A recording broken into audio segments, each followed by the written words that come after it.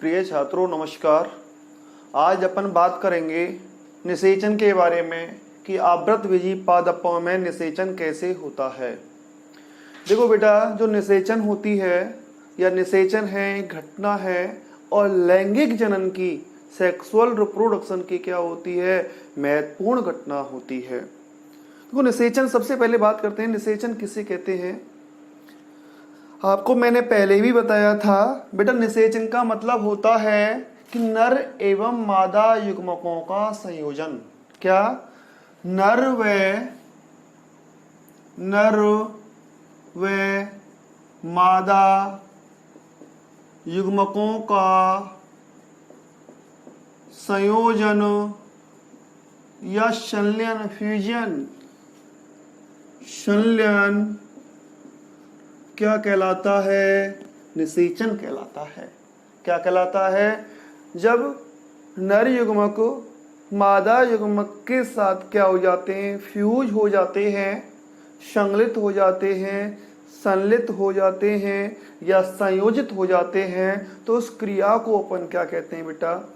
निषेचन कहते हैं। और निषेचन के फलस्वरूप जब नर युग्मक मादा युग्मक के साथ संयोजित होता है तो निषेचन के फलस्वरूप एक युग्मनज का, जाइगोट का क्या होता है? निर्माण होता है। किसका निर्माण होता है? जाइगोट और युग्मनज का। जब इस जाइगोट में बारंबार समसूत्री विभाजन होते हैं तो भ्रूण का, एम्ब्रियो का और जीव का क्या होता है बेटा? निर्माण होता है। देखो, जो निषेचन है, इस क्रिया का सर्वप्रथम अध्ययन स्ट्रॉसबर्गर के द्वारा किया गया। किसके द्वारा? जो पादपों में, आवृतबीजी पादपों में निषेचन का जो सर्वप्रथम अध्ययन है वो स्ट्रॉसबर्गर के द्वारा 1884 में किया गया था।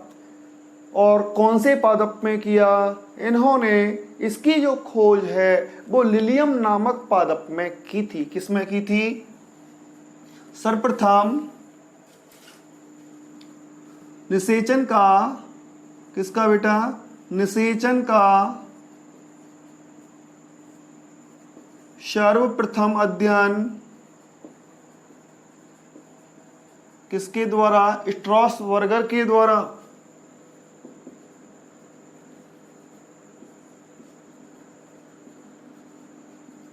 स्ट्रॉसबर्गर के द्वारा कब? 1884 में, 1884 में क्या किया गया था? इसका अध्ययन किया था। और किस पादप में किया स्ट्रॉसबर्गर ने? लिलियम प्लांट में। किस में बेटा? लिलियम प्लांट में इसका क्या किया था? अध्ययन किया था। देखो, मैंने आपको बताया कि एक तो होता है, क्या होता है बेटा? मेल गैमेट होता है। ये मान लिया मेल गैमेट है। क्या है ये? Male gamete. और ये है फीमेल गैमेट। क्या है? Female gamete. ठीक। और इनका क्या हो जाए? संयोजन। क्या हो जाए? संयोजन। और संयोजन के फलस्वरूप ये दो युग्मक हैं। क्या है? युग्मक हैं। इनका हो रहा है संयोजन।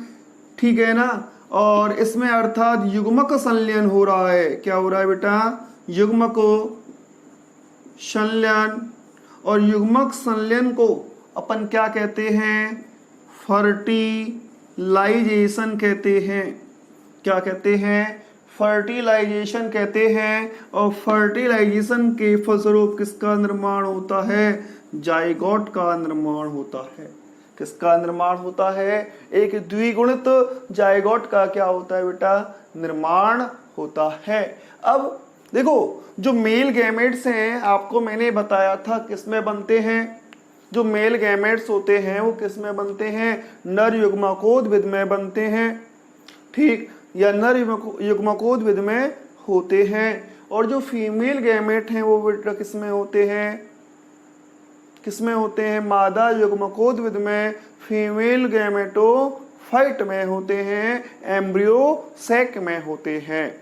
तो निषेचन की जो घटना है वो कहाँ पर होती है? इस रचना के अंदर, इस एम्ब्रियो सैक के अंदर होती है। एम्ब्रियो सैक को अपन क्या कहते हैं? फीमेल गैमेटोफाइट भी कहते हैं। क्या कहते हैं? अब सुनो, जो परागकण है क्या है? जो नर युग्मकोद्भिद होता है उसकी जो प्रथम कोशिका होती है वो पॉलन ग्रेन परागकण होती है। और जो परागकण है बेटा वो परागण की क्रिया के द्वारा कहाँ पर आते हैं? जायांग की कहाँ पर आते हैं? या अंडप की कहाँ पर आते हैं? वर्तिकाग्र पर आते हैं। कहाँ पर आते हैं? वर्तिकाग्र पर आते हैं। अब वो वहां से अलग अलग प्रक्रियाएं होती हैं, उन प्रक्रियाओं के बारे में मैं आपको बताऊंगा। अब ये इस समय यहाँ पर जो परागकण आता है बेटा वो द्विकोशिकीय अवस्था में होता है। अर्थात एक तो इसमें काय कोशिका होती है और एक क्या होती है? जनन कोशिका होती है। बाद में ये जब अंकुरित होता है तो ये त्रिकोशिकीय अवस्था में क्या हो जाता है? परिवर्तित हो जाता है। एक तो काय कोशिका जो अभासित हो जाती है और दो बेटा क्या बनते हैं? उसमें नर युग्मक बनते हैं। अब वो नर युग्मक एक विशेष रचना के द्वारा वर्तिका, अंडाशय, ओवेरी, ओव्यूल और अंत में किसमें प्रवेश करते हैं? एम्ब्रियो सैक में क्या करते हैं? प्रवेश करते हैं। और वहां निषेचन की क्या होती है? घटना होती है। तो इसलिए इस निषेचन की घटना को अपन यहाँ पर कुछ प्रमुख शीर्षकों के अंतर्गत क्या करते हैं? डिवाइड करते हैं। क्या करते हैं? डिवाइड करते हैं। कैसे डिवाइड करते हैं बेटा? सबसे पहले क्या होगा? पराग कणों का क्या होता है? अंकुरण होता है। क्या होता है? पराग कणों का क्या होता है? अंकुरण। Germination of pollen grain. पराग कणों के अंकुरण के बाद और पराग कणों के अंकुरण के फलस्वरूप बेटा पराग नलिका पॉलन ट्यूब का क्या होता है? निर्माण होता है।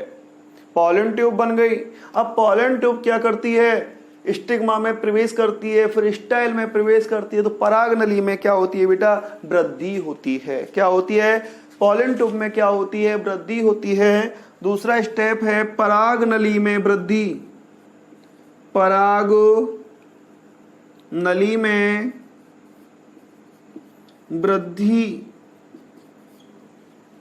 ठीक है ना? Growth in pollen tube. अब पराग नली में वृद्धि हो जाती है। वृद्धि करके बेटा वो कहां पर?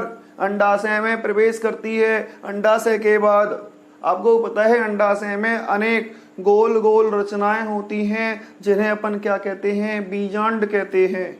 क्या कहते हैं? या उनको गुरु बीजाणुधानी भी कहते हैं। तो ये पराग नली अंडाशय में प्रवेश करने के बाद किसमें प्रवेश करती है? बीजांड में क्या करती है? प्रवेश करती है। किसमें प्रवेश करती है? बीजांड में। अर्थात पराग नली का या पॉलन ट्यूब का किसमें प्रवेश होता है बेटा? बीजांड में। बीजांड में क्या होता है? प्रवेश होता है।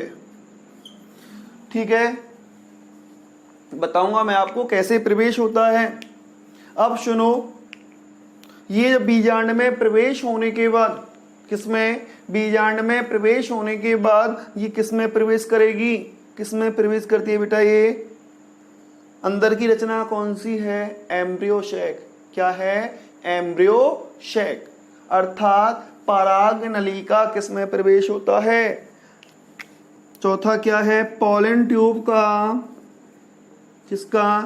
पॉलन ट्यूब का बेटा किसमें?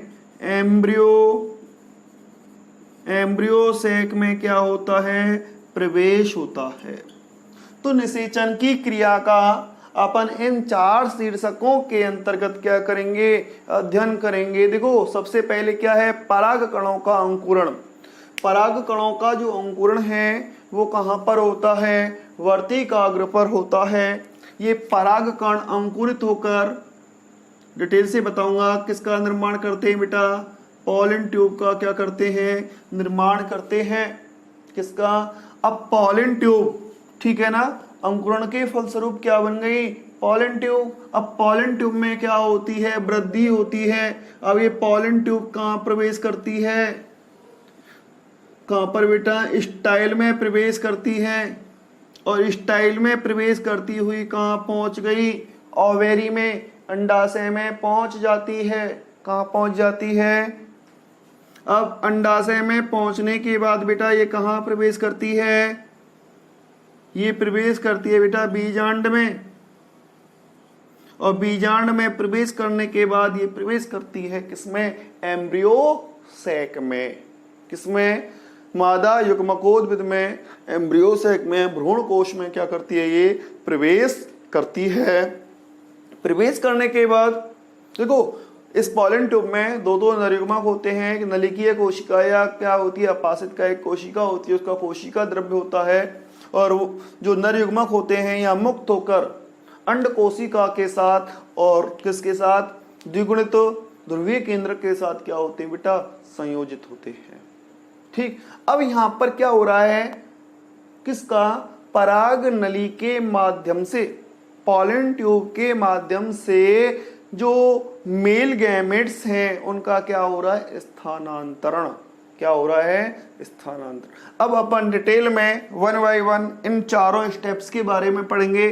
सबसे पहले पराग कणों का अंकुरण, उसके बाद पराग नली में क्या होती है, वृद्धि होती है। उसके बाद जो पराग नली है वो बेटा किसमें, बीजांड में प्रवेश करती है, ठीक है ना, अंडाशय के बाद। और फिर पराग नली किसमें प्रवेश करती है, एम्ब्रियो सैक में क्या करती है, प्रवेश करती है। ठीक है, अब अपन बात करते हैं सबसे पहले पराग कणों के अंकुरण के बारे में। किसके बारे में, मिटा दूं मैं इसको, आप स्क्रीनशॉट ले लीजिए।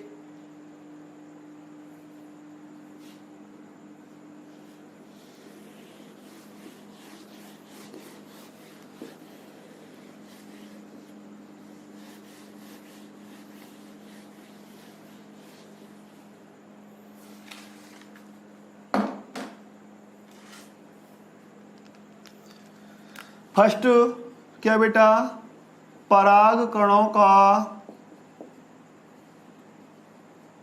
अंकुरण, germination of pollen grain, germination of pollen grain.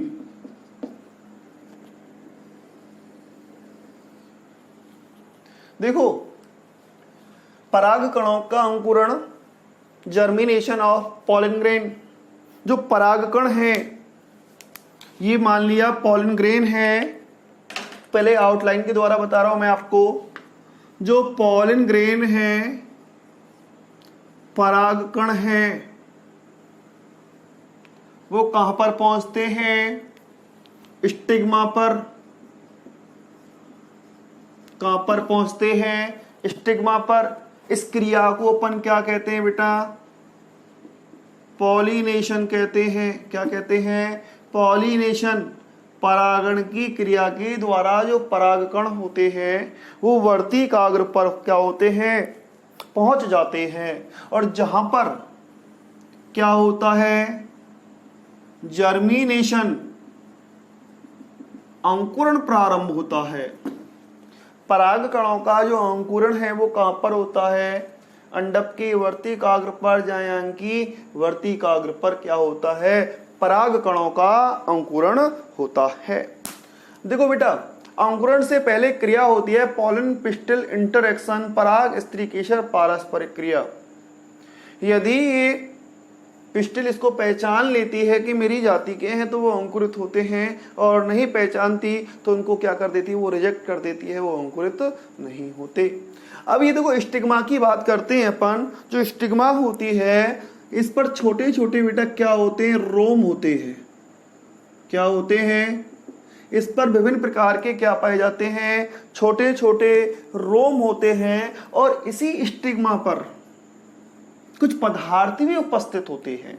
क्या होते हैं, इस स्टिग्मा पर क्या होते हैं, कुछ सॉरी इस स्टिग्मा पर कुछ पदार्थ उपस्थित होते हैं। वो पदार्थ कौन से हैं? देखो, वसा हो सकता है, वसा है, शर्करा है, रेजिन है, ये उपस्थित होते हैं। क्या होते हैं?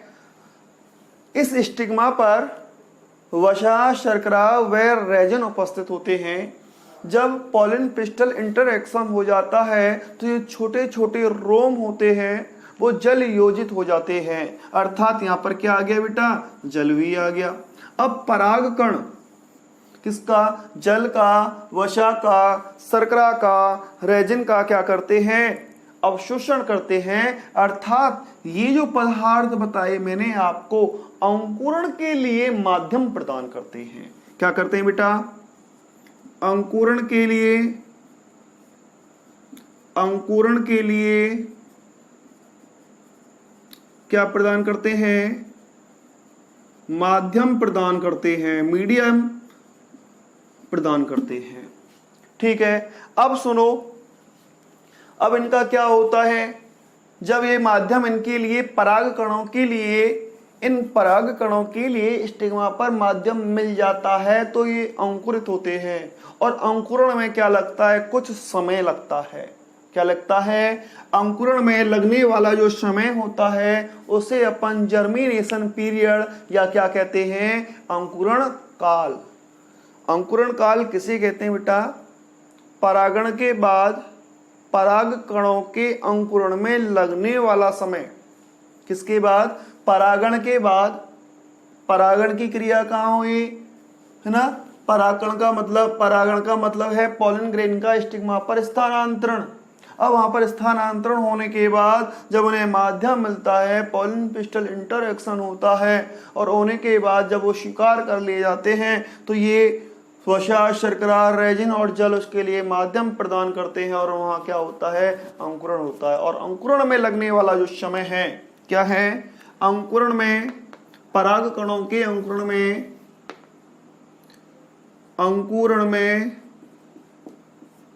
लगने वाला समय, अंकुरण में जो लगने वाला जो समय होता है वो क्या कहलाता है? अंकुरण काल, जर्मिनेशन क्या कहलाता है? पीरियड कहलाता है। क्या कहलाता है? जर्मिनेशन पीरियड कहलाता है। अब बेटा, अब अंकुरित होगा तो किस रचना का निर्माण होता है? मैंने आपको बताया था जो परागकण होते हैं, क्या होते हैं? जो परागकण होते हैं वह दो भित्तियों के द्वारा, दो भित्ति आवरणों के द्वारा घिरे हुए होते हैं, जिन्हें अपन संयुक्त रूप से स्पोरोडर्म भी कहते हैं। देखो, ये परागकण है,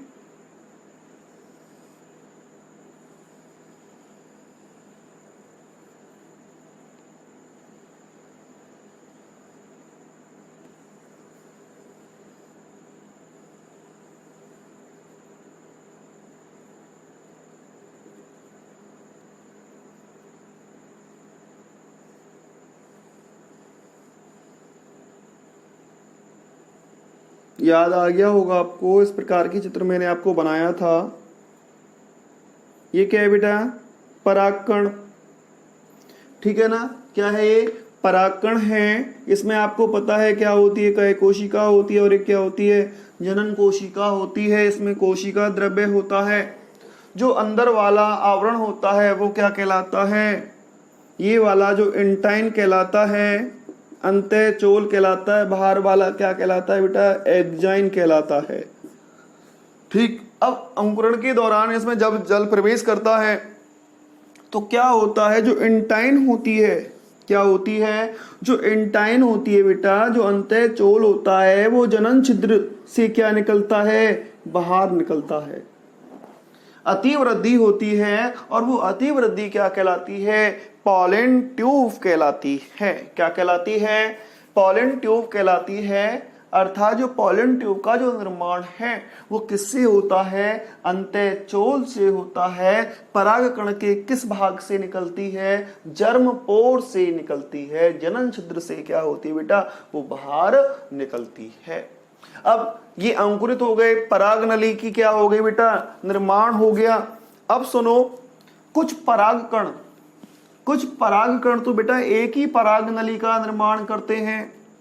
क्या करते हैं, कुछ या कह सकते हैं अधिकांश जो परागकण हैं, अधिकांश परागकण अंकुरित होकर, क्या होकर, अंकुरित होकर किसका, एक पॉलन ट्यूब का,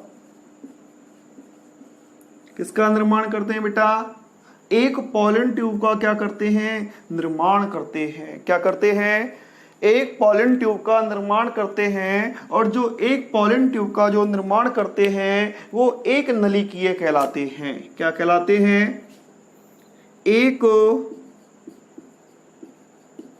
नलिकीय, क्या कहलाते हैं, एक नलिकीय कहलाते हैं, जिन्हें अपन मोनोसाइफोनस कहते हैं। क्या कहते हैं बेटा, मोनोसाइफोनस कहते हैं।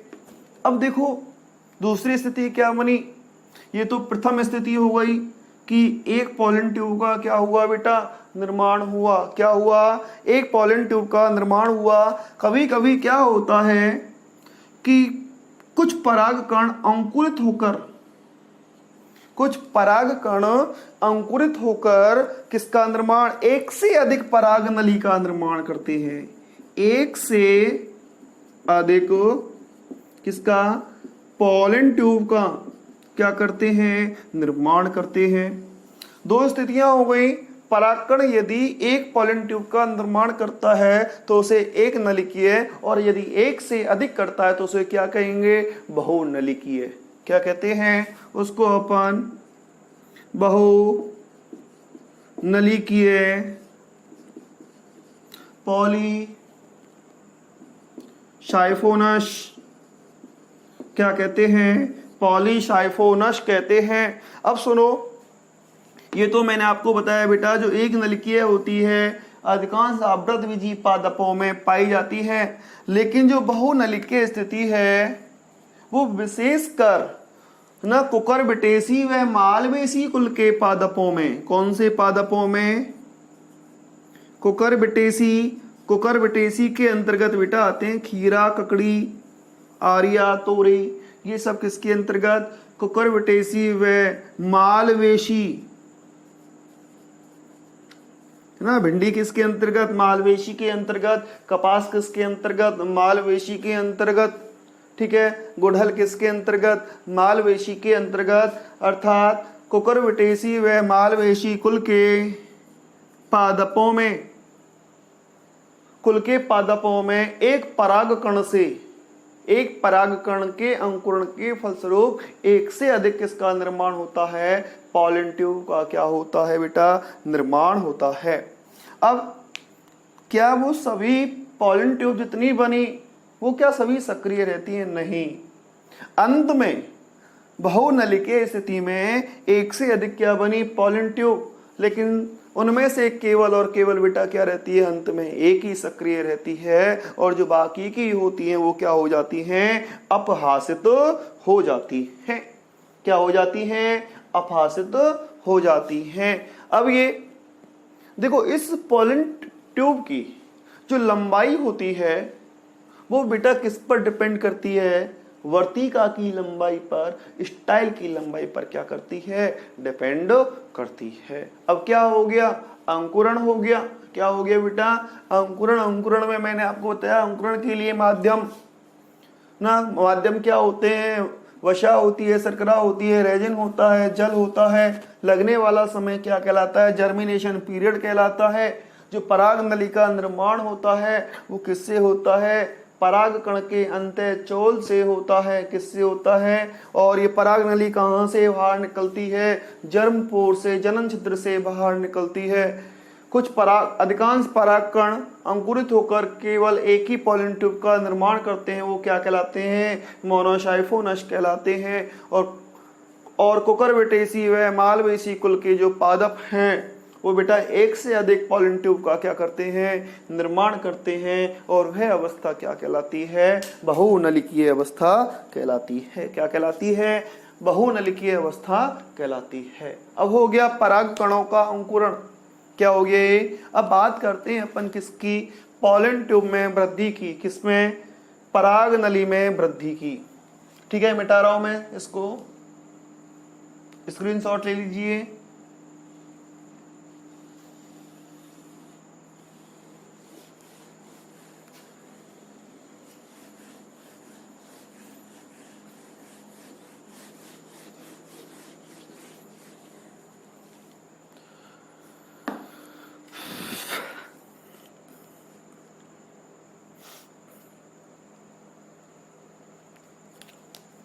दूसरा है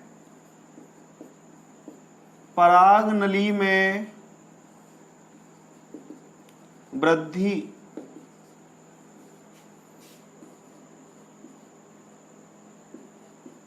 ग्रोथ इन पॉलन ट्यूब। सुनो बेटा, पराग नली का निर्माण अंतः चोल से हो गया। ठीक है, अब वो पराग जो पॉलन ट्यूब है वो पहले तो किस में प्रवेश करती है? स्टिग्मा में। और स्टिग्मा के बाद किस में प्रवेश करती है? वो स्टाइल में प्रवेश करती है। जो पॉलन ट्यूब है क्या है? जो पॉलन ट्यूब है, पॉलन ट्यूब पहले तो बेटा किस में? स्टिग्मा में। ठीक, स्टिग्मा के बाद बेटा किस में? स्टाइल में। ठीक, स्टाइल के बाद किसमें? ओवेरी में। ओवेरी के बाद बेटा किसमें प्रवेश करेगी? ओव्यूल में। ठीक, और ओव्यूल के बाद किसमें बेटा? एम्ब्रियो सैक में क्या करती है? प्रवेश करती है।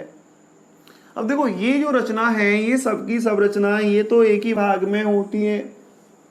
वहां पर वो अंकुरण की सरफेस होती है, क्या होती है? जर्मिनेशन के लिए सतह उपलब्ध करवाती है, क्या? स्टिग्मा।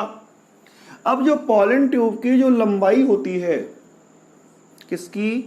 पॉलन ट्यूब की जो लंबाई होती है वो किस पर डिपेंड करती है? स्टाइल पर क्या करती है? डिपेंड करती है। ठीक, अब कैसे वृद्धि करती है ये? अब स्थितियां बेटा यहां पर 3 बनती हैं।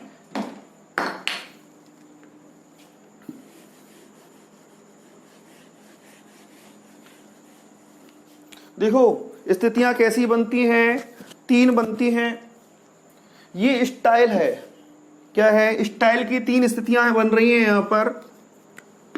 देखो एक तो क्या हो बेटा? वो खोखली हो, क्या हो? स्टाइल खोखली हो। दूसरी स्थिति ये बन रही है, क्या हो? वो इसका अपोजिट ठोस हो, क्या हो? ठोस। और तीसरी स्थिति बन रही है कि ठोस तो है लेकिन उनकी कोशिकाओं में अंतराकोशिकीय अवकाश उपस्थित हैं। क्या है बेटा? अंतराकोशिकीय अवकाश। अंतरकोशिकीय क्या है उनमें? अवकाश। वही बिल्कुल ठोस होगी तो कैसे प्रवेश करेगी? खोखली है तो आसानी से प्रवेश कर सकती है। और अंतराकोशिकीय अवकाश है, अगर बीच बीच में उनके स्थान है कोशिकाओं के अगल बगल में, तो वो पॉलन ट्यूब वहां से क्या कर सकती है? प्रवेश कर सकती है। देखो बेटा जो खोखली होती है, क्या होती है? जो पॉलन ट्यूब खोखली होती है, ये जो खोखली स्थिति है इसमें बेटा ये जो पॉलन ट्यूब जो खोखली है इसमें भरा होता है श्लेष्म। क्या भरा होता है? श्लेष्म भरा हुआ होता है। क्या भरा हुआ होता है? श्लेष्म भरा हुआ होता है। और यही श्लेष्म पॉलन ट्यूब की वृद्धि को क्या करता है? प्रेरित करता है। किसको? पॉलन ट्यूब की वृद्धि को क्या करता है बेटा? प्रेरित करता है। और विशेष कार्य जो खोखली पॉलन ट्यूब होती है वो बेटा लिलियम और राइबिज में पाई जाती है। किसमें पाई जाती है? लिलियम में। और किसमें? राइबिज पादपों में। राइबिज पादप में जो स्टाइल होती है वो कैसी होती है? खोखली होती है। और उस खोखली स्टाइल में क्या भरा हुआ होता है? श्लेष्म पदार्थ भरा हुआ होता है, श्लेष्मी पदार्थ भरा हुआ होता है। और श्लेष्मी पदार्थ उस पॉलन ट्यूब की वृद्धि को क्या करता है? प्रेरित करता है। क्या करता है? प्रेरित करता है। अब देखो जो ठोस वाली स्थिति है कैसी है बेटा? ये ठोस वाली स्थिति वो अधिकांश पादपों में पाई जाती है। अधिकांश पादपों में जो स्टाइल होती है वो कैसी होती है? ठोस होती है। अब ठोस वाली स्थिति में पॉलन ट्यूब कैसे प्रवेश करेगी? देखो क्या होता है, जो ठोस वाली स्थिति है पॉलन ट्यूब की, उस पॉलन ट्यूब में जो कोशिकाएं होती हैं उनमें बेटा एक एंजाइम होता है और वो एंजाइम है पेक्टिनेज एंजाइम। कौन सा एंजाइम? पेक्टिनेज क्या होता है? एंजाइम होता है। और ये पेक्टिनेज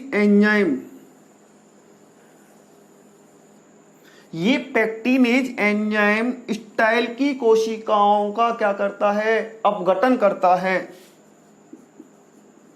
स्टाइल की जो केंद्रीय कोशिकाएं होती हैं, क्या होती हैं? केंद्रीय कोशिका, उनका क्या करता है बेटा? ये अपघटन करता है, जिससे केंद्रीय गुहा का क्या हो जाता है? नलिका रूपी केंद्रीय गुहा का क्या हो जाता है? निर्माण हो जाता है। जिससे देखो ये ठोस है, बिल्कुल इस प्रकार की ठोस है ये। अब बीच में पेक्टिनेज एंजाइम इसको क्या कर दे? स्टाइल की कोशिकाओं को अपहासित कर दे, अपघटित कर दे। तो बीच में क्या बन गया बेटा? एक केंद्रीय भाग में क्या बन गया? गुहासी बन गई नलिके। अब इसमें आराम से जो पॉलन ट्यूब है वो क्या कर सकती है? वृद्धि कर सकती है। अब सुनो, अंतराकोशिकीय अवकाशों की बात करें और कुछ पादप हैं जैसे है आइनोथेरा, है ना, पिटूनिया, क्या है?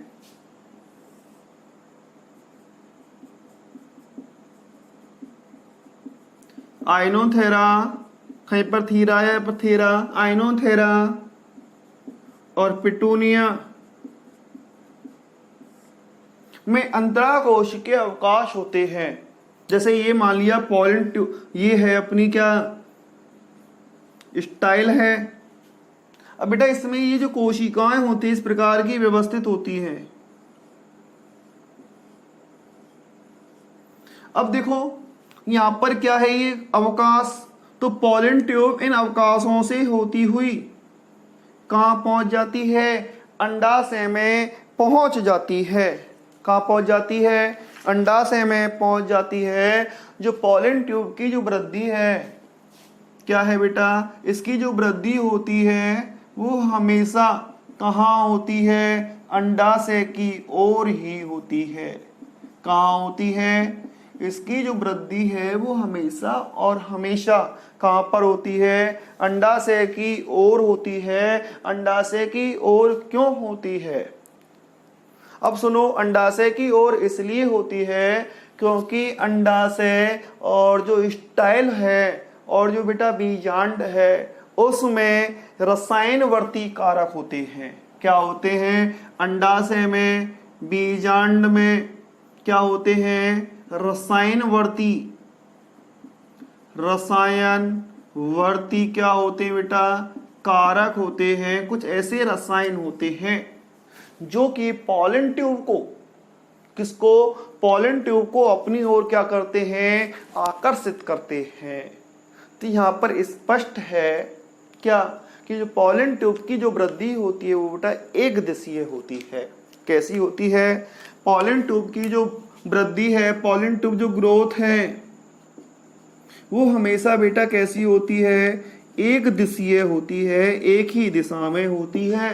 कहां पर? स्टिग्मा से स्टाइल, ओवेरी, ओव्यूल और एम्ब्रियो शैक में होती है। और यह कीमोट्रॉफिक होती है। क्या होती है? अर्थात रसायन अनुवर्ती होती है। क्या होती है? रसायन अनुवर्ती कीमोट्रॉफिक।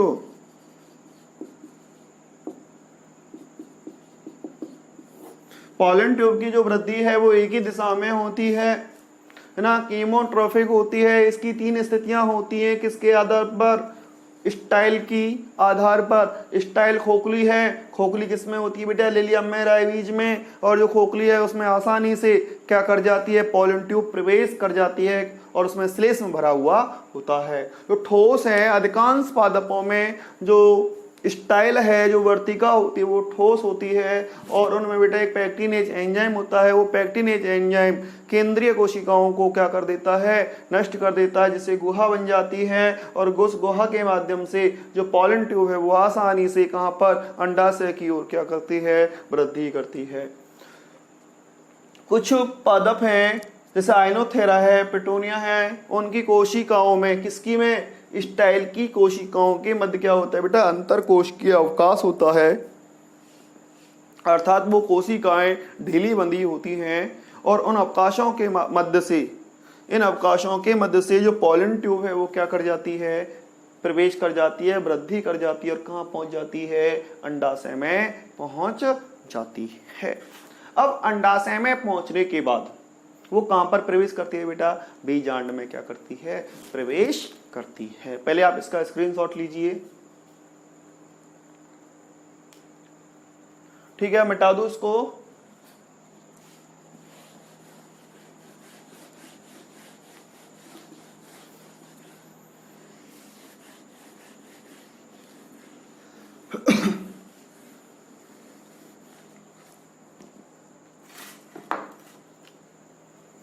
तीसरी स्थिति है बेटा पॉलन ट्यूब का पराग नली का बीजांड में प्रवेश। Entry of pollen tube in ovule. Entry of pollen tube in ovule. ठीक है बेटा, अंडाशय के बाद वो किसमें प्रवेश करेगी? बीजांड में। अब इसका बीजांड में जो प्रवेश है वो 3 प्रकार से होता है। बीजांड में जो प्रवेश है वो बेटा कितने प्रकार से होता है? 3 प्रकार से होता है। कितने प्रकार से? मैं चित्र के द्वारा बता रहा हूं आपको। ठीक, मैं यहां पर आपको 3 चित्र बना रहा हूं फटाफट से।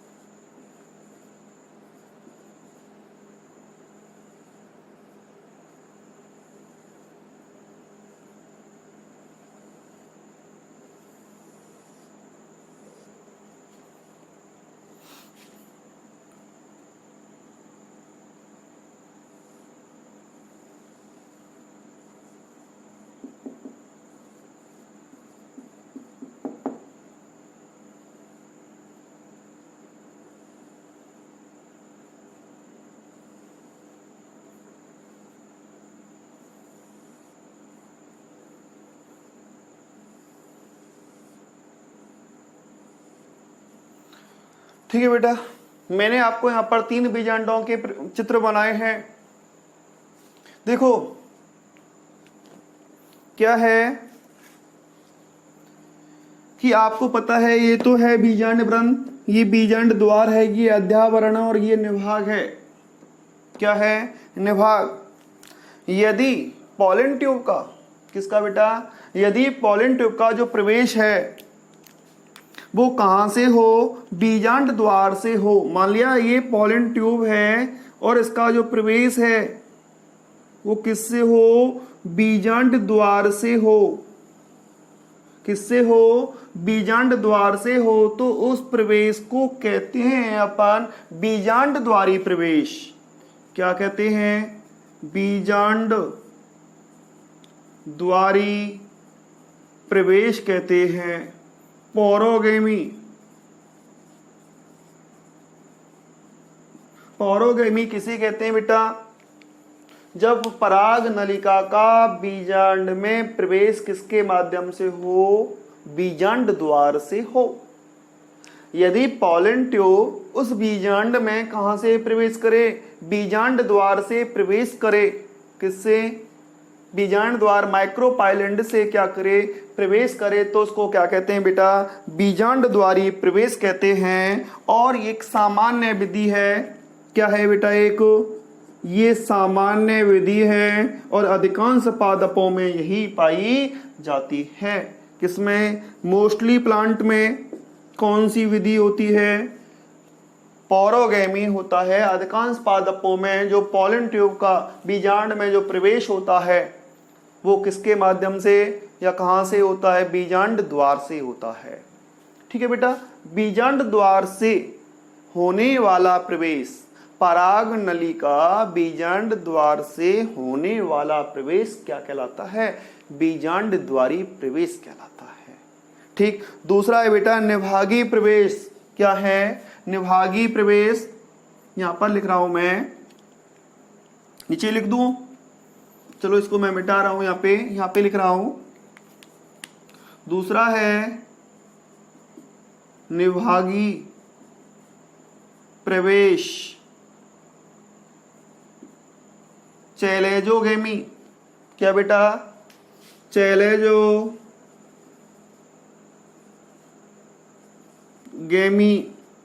देखो बताओ इसमें निभाग कहाँ है, ये तो बीजांड द्वार था ना, ये प्रतिपि बीजांड के चित्र बनाए मैंने आपको। देखो ये तो क्या है बेटा, बीजांड द्वार है। क्या है ये तो बेटा क्या है, बीजांड द्वार, माइक्रोपाइल है, ठीक है ना। और ये है निभाग। क्या है, यदि पॉलन ट्यूब का जो प्रवेश है वो कहां से हो, कहां से हो, निभाग से हो। कहां से हो बेटा, यदि पॉलन ट्यूब का जो प्रवेश है वो कहां से हो, निभाग से हो। यहां से क्या हो रही है, इसकी एंट्री हो रही है ना, और इसकी एंट्री यहां से हो रही है। यदि बीजांड द्वार से प्रवेश है तो वो बीजांड द्वारी प्रवेश, यदि निभाग से प्रवेश है तो वो क्या कहलाएगा, निभागी प्रवेश चैलेजोगेमी कहलाता है। क्या कहलाता है, चैलेजोगेमी कहलाता है। इसके ये जो चैलेजोगेमी प्रवेश है, यदि अपन इसके उदाहरणों की बात करें कि किन किन पादपों में पाया जाता है, तो बेटा इसके एग्जाम्पल हैं कैजुराइना। कैजुराइना एक मरोद्भिद पादप है, ये मरोद्भिद अनुकूलन दर्शाने वाला है। जुगलेंस है, क्या है, जुगलेंस। इसके अलावा एक और पादप है, वो है बेटुला। क्या है, इन पादपों में कैजुराइना, जुगलेंस और जो बेटुला है,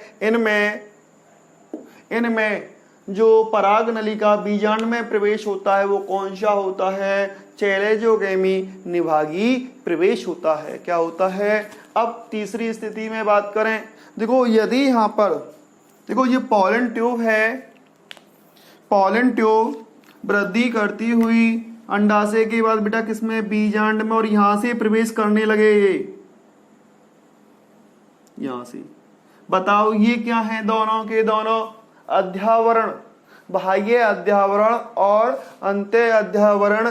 और यदि पराग नली का बीजांड में प्रवेश अध्यावरणों से हो, किससे हो बेटा, अध्यावरणों से हो, तो उसको क्या कहते हैं अपन, अध्यावरणी प्रवेश कहते हैं। क्या कहते हैं, अध्यावरणी प्रवेश। इसको अपन किसके नाम से, मीजोगेमी के नाम से जानते हैं। किसके नाम से। और जो अध्यावरणी प्रवेश होता है यह प्राय कुकुरबिटेसी कुल के पादप, जो भी मैंने आपको बताया था खीरा ककड़ी में है ना, कुकुरबिटा में, कुकुरबिटा व पॉपुलस, क्या कुकुरबिटा व पॉपुलस में क्या होता है, अध्यावरणीय प्रवेश। दोबारा से सुन लो, इनकी डेफिनेशन कैसे डिफाइन करोगे।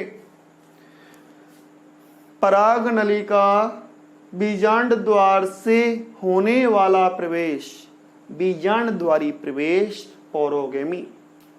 पराग नली का निभागी छोर से होने वाला प्रवेश क्या कहलाता है, निभागी प्रवेश कहलाता है, चैलेजोगेमी कहलाता है। कैजुराइना जुगलैंश और बेटा किसमें, बेटुला में ये पाया जाता है। अध्यावरणों से, बीजांड के अध्यावरणों से पॉलन ट्यूब का होने वाला प्रवेश क्या कहलाता है, अध्यावरणीय प्रवेश मीजोगेमी कहलाता है, जो कि कुकुरबिटा व पॉपुलस में ये पाया जाता है। ठीक है बेटा, इसका स्क्रीनशॉट ले लीजिए। ओके, अब सुनो, अब बात करते हैं। अब ये बीजांड में प्रवेश करके, मिटा रहा हूं मैं इसको, बीजांड में प्रवेश करने के बाद, किसमें, बीजांड में प्रवेश करने के बाद ये कहां पर प्रवेश करती है, एम्ब्रियो शैक में क्या करती है बेटा, प्रवेश करती है। कहां प्रवेश करती है, एम्ब्रियो शैक में, अर्थात पराग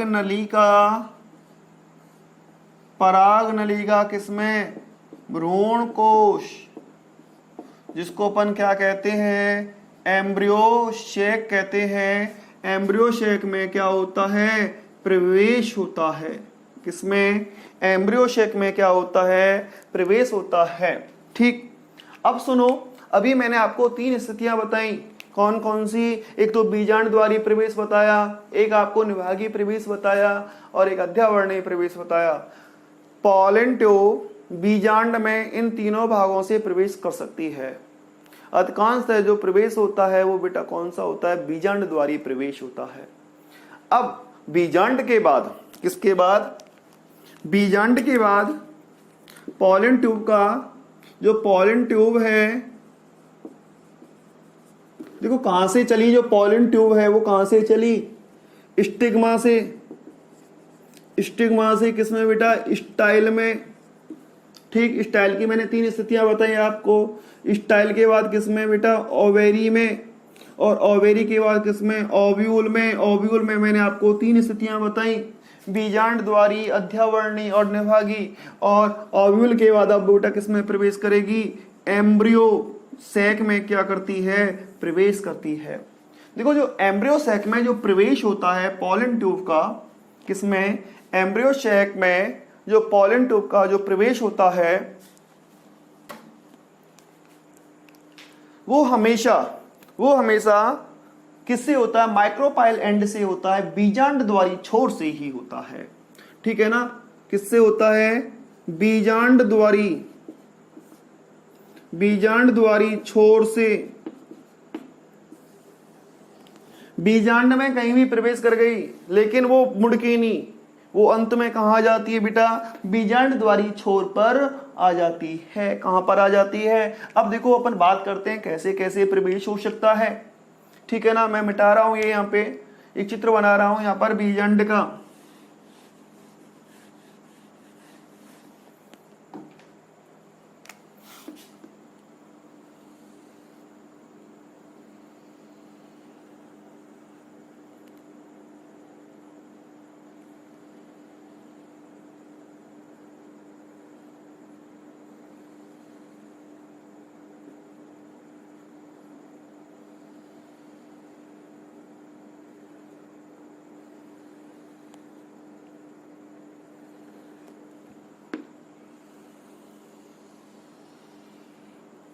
ये मैंने यहां पर एक बीजांड बनाया है। क्या बनाया है, बीजांड।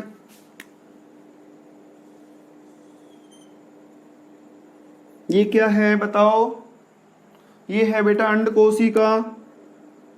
क्या है, अंडकोशिका। और इसके अगल बगल में 2 क्या होती हैं, सहायक कोशिका। ठीक, यहाँ पर क्या है, ध्रुवीय केंद्रक, यहाँ पर क्या होते हैं, प्रतिव्यासांत या प्रतिमुखी कोशिकाएं।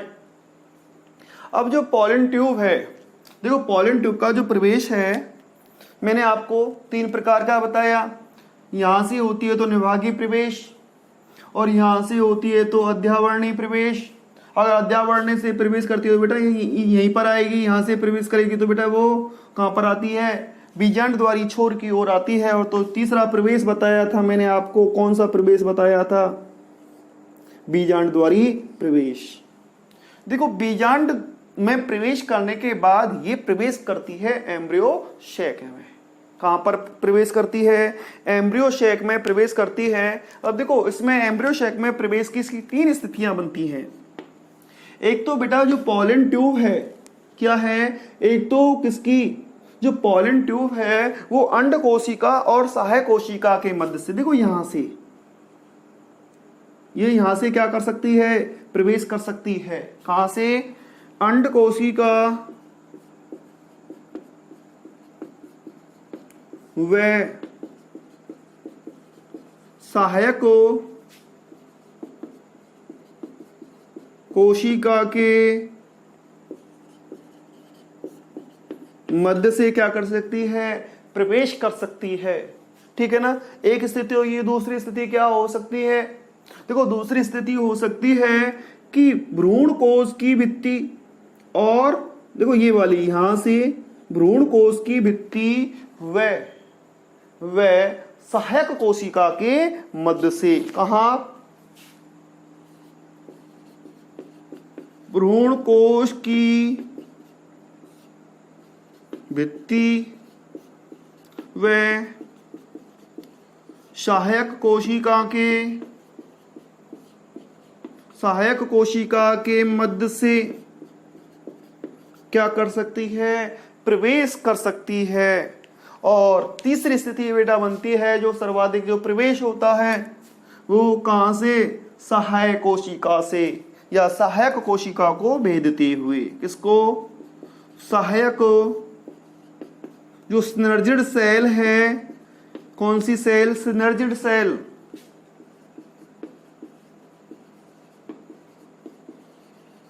सहायक कोशिका को क्या करते हुए, भेदते हुए।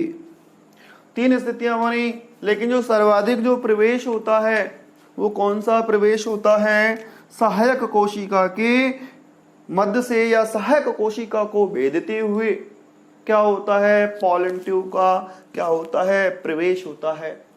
देखो बेटा जब ये सहायक कोशिका में क्या करती है, प्रवेश करती है, क्या करती है, जब ये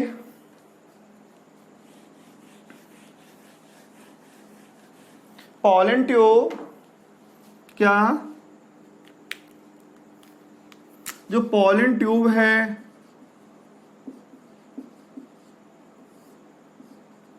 उसका जो सर्वाधिक एम्ब्रियो शैक में जो सर्वाधिक प्रवेश होता है वो कौन सा प्रवेश होता है, सहायक कोशिका को भेदते हुए। किसमें गई बेटा, ये सहायक कोशिका में। अब जब ये सहायक कोशिका में क्या करती है, प्रवेश करती है, क्या करती है, सहायक कोशिका में प्रवेश करती है, तो सहायक कोशिका क्या हो जाती है, अपहासित हो जाती है। ये सहायक कोशिका क्या हो गई, अपहासित। और उसके बाद जो पॉलन ट्यूब होती है, क्या होती है, जो पॉलन ट्यूब होती है उसके शीर्ष पर क्या बन जाता है, छिद्र। पॉलन ट्यूब के किस पर, शीर्ष पर क्या बन जाता है बेटा, एक छिद्र बन जाता है। अब जब छिद्र बन जाता है तो इस पॉलन ट्यूब में जो भी होता है, क्या होता है, इस पॉलन ट्यूब में क्या होता है बेटा, 2 तो क्या होते हैं, मेल गैमेट होते हैं। क्या होते हैं, 2 तो मेल गैमेट होते हैं। ठीक, एक अपाशित काय कोशिका या नलिकीय कोशिका होती है, क्या होती है बेटा, नलिकीय कोशिका। और इसका क्या होता है, कोशिका द्रव्य। क्या होता है, कोशिका द्रव्य। वो सब किसमें छोड़ दिए जाते हैं, किसमें, सहायक कोशिका में। किसमें, ये सब किसमें छोड़ दिए जाते हैं, सहायक कोशिका में छोड़ दिए जाते हैं। सहायक कोशिका का कोशिका द्रव्य और पॉलन ट्यूब का कोशिका द्रव्य आपस में मिलता नहीं है। अर्थात ये भी क्या हो जाती है बेटा, ये जो नलिकीय कोशिका और क्या हो जाती है, नष्ट हो जाती है और बचे क्या, दो मेल गैमेट। क्या बचे, अब दो मेल गैमेट कहाँ पहुंच गए, कहाँ पहुंच गए, इसके अपाशित होने से, इस सहायक कोशिका के अपाशित होने से बेटा दो मेल गैमेट कहाँ पहुंच गए, भ्रूण कोश के अंदर, एम्ब्रियो सैक के अंदर पहुंच गए। ठीक है ना। अब देखो, एक नर युग्मक इनमें अंड कोशिका के साथ संयोजित होता है। क्या होता है, एक अंड कोशिका के साथ क्या होता है, संयोजित होता है और संयोजन के फलस्वरूप किसका निर्माण करता है बेटा, निर्माण करता है जायगोट का। और जो दूसरा नर युग्मक होता है क्या होता है, वो अमीबीय गति करते हुए कहां पर पहुंचता है, द्वितीयक केंद्र के पास पहुंचता है। कहां पहुंचता है, द्वितीयक केंद्र के पास पहुंचता है। तो यहां से मैं थोड़ा सा, चलो यहां से मिटा देता हूं। देखो यहां पर क्या हुआ, यहां पर दो मेल गैमेट्स फ्री हो गए है ना। एक मेल गैमेट किसके पास पहुंच गया, एग सेल के पास, और किसका निर्माण करता है, जायगोट का। युग्मक संलयन की क्रिया हो गई है ना, निषेचन हो गया। क्या हो गया बेटा, निषेचन। और जो दूसरा मेल गैमेट है वो कहां पहुंचता है, सेकेंडरी न्यूक्लियस के पास। और ये सेकेंडरी न्यूक्लियस के पास पहुंचकर बेटा किसका निर्माण करता है, बताओ, ये भ्रूण कोश का क्या करता है, निर्माण करता है। ठीक, आशा करता हूं कि आपकी समझ में आ गया होगा। जो निषेचन की क्रिया है वो हमें कहाँ हुई, पुष्पी पादपों में एम्ब्रियो सैक के अंदर होती है। कहाँ होती है, एम्ब्रियो सैक के अंदर। और एम्ब्रियो सैक तक उन मेल गैमेट्स को पहुंचने के लिए परागण के बाद पराग कणों का अंकुरण होता है, पराग नली में वृद्धि होती है, पराग नली का अंडाशय के बाद बीजांड में प्रवेश होता है, और बीजांड में प्रवेश होने के बाद बेटा किसमें, भ्रूण कोश में प्रवेश होता है। और भ्रूण कोश में जो सर्वाधिक प्रवेश होता है, पॉलन ट्यूब। देखो जो पॉलन ट्यूब है, आपको मैं बता दूं, जो सहायक कोशिका जो अंड समुच्च होता है, यहाँ पर फिलीफॉर्म एपरेटस होते हैं। क्या होते हैं, फिलीफॉर्म एपरेटस होते हैं। और ये फिलीफॉर्म एपरेटस ही इस पराग नली के मार्ग को किसमें, भ्रूण कोश में प्रदर्शित करते हैं। ठीक है, उसके पथ का प्रदर्शन एम्ब्रियो सैक में कौन करते हैं, फिलीफॉर्म एपरेटस। और उसके बाद ये किसमें, सीधे ही किसमें प्रवेश करती है, सहायक कोशिका में। सहायक कोशिका में क्या होता है, पराग नली के मुख पर क्या बन जाता है बेटा, छिद्र बन जाता है। और पराग नली के मुख पर छिद्र बनते ही दोनों मेल गैमेट्स कोशिका द्रव्य और नलिकीय कोशिका मुक्त हो जाती है। इन दोनों का कोशिका द्रव्य नहीं मिलता, सहायक कोशिका क्या हो जाती है, फट जाती है। सहायक कोशिका के फटने से दोनों जो मेल गैमेट हैं वो कहाँ फ्री हो जाते हैं, एम्ब्रियो सैक में। एक मेल गैमेट किसके साथ, अंड कोशिका के साथ क्या होता है, संयोजित होता है। ठीक है ना बेटा। और दूसरा क्या होता है, अमीबीय गति करते हुए या किसी भी माध्यम से वो कहाँ पहुंच जाता है, द्वितीयक केंद्र के पास पहुंच जाता है। इस प्रकार निषेचन की जो घटना होती है वो पुष्पी पादपों में क्या होती है, संपन्न होती है। Thank you. स्क्रीनशॉट ले लीजिए।